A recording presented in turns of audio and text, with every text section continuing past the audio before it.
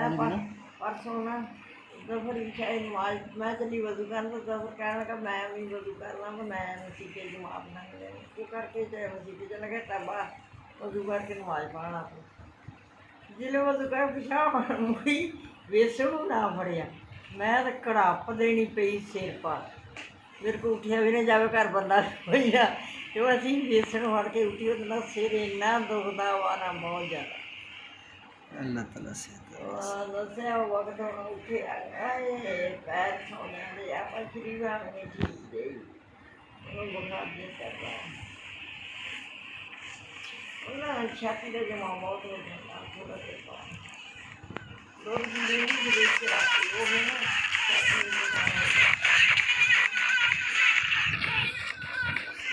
ये बुद्धि का बीमारियाँ दंगे आ गई तो समझ नहीं आ रही बवाल है वो एक ढक्कन पानी का अंदर ढेड़ा पर पीछे है पानी मेदा नहीं निकलता मेरे कोई शहर नहीं जाती हाँ मेरा वाले मेरा कणक वड़ता सी ना मुंडा जरा देखिए वो मामे के घर गया भैन मामे की मामे की ये घर वो मुंडा जरा बीमार हो गया वो हूँ इतने आता बहुत बहुत तो ये गुर्दे दोनों कदम बाहर हैं वहाँ गए नाल नहीं लाते वो कहते जे हम घर खाएंगे तो किदा खाएंगे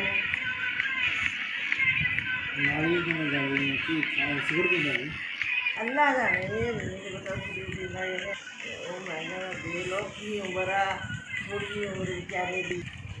पीछे है नहीं बीते अगला फिर अगला चीज में छड़ी जाएगा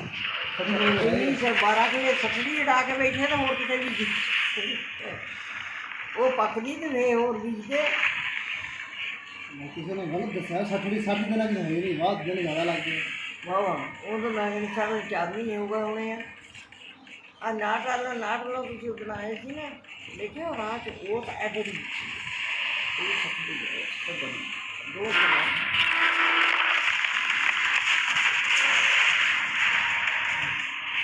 ऐसा बसना जरिए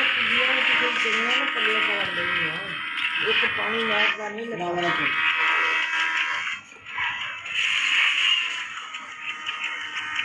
सारे खत्म हो गया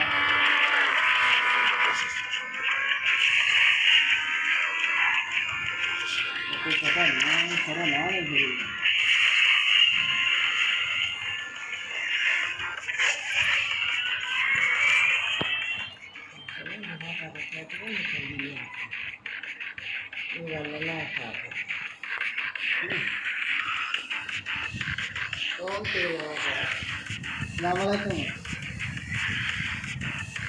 इस्लाम कितने पहुँच गए